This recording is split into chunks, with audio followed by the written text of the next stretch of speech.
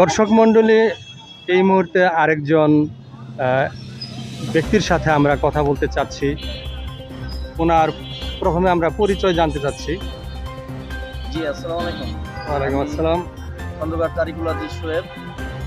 আমি আছি টাঙ্গাইল জেলা এনএমএল ওয়েলফেয়ার অ্যাসোসিয়েশনের দপ্তর সম্পাদক হিসেবে। এখানে টাঙ্গাইল স্মৃতি পৌর উদ্যানে কৃষি মেলা অনুষ্ঠিত হবে।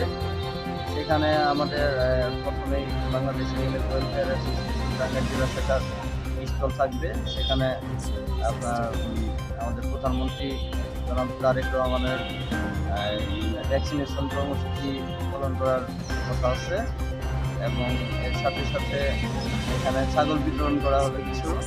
তারপর পেট এনিমেল, পোষা প্রাণী, বিড়াল, কুকুর বা পাখি, তারপরে রেস্কিউ করা রাস্তার যে এনিমেলসগুলো আছে এগুলোর প্রতি মানুষের সচেতনতা বৃদ্ধির জন্য আমরা কাজ করব।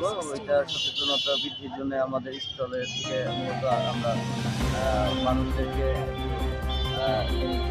এইগুলো পৌঁছে দেওয়ার প্রচেষ্টায় আমাদের স্টলটা থাকবে। সবাইকে আমন্ত্রণ হলো। ওয়ালাইকুম আসসালাম। এই মুহূর্তে আমরা জানতে পারলাম যে আসলে যে আজকে যে প্রস্তুতি চলছে, বিভিন্ন শ্রমিকের প্রস্তুতি দেখতে পাচ্ছি যে শ্রমিকরা কাজ করছেন। কেন কাজ করছেন সেই কারণটি কিন্তু আপনাদেরকে আমি জানাতে পেরেছি।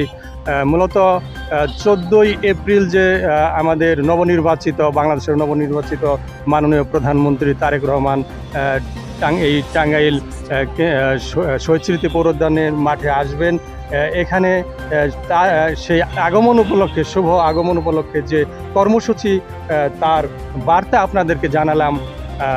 আশা করি আপনাদেরকে বোঝাতে পেরেছি, এবং 14ই এপ্রিল আপনারা এখানে উপস্থিত থেকে বাংলাদেশের নবনির্বাচিত মাননীয় প্রধানমন্ত্রী তারেক রহমানের মূল্যবান বক্তব্যটি শুনবেন। এই আমন্ত্রণ জানিয়ে আমি বিদায় জানাচ্ছি সাংবাদিক এম ইকবাল।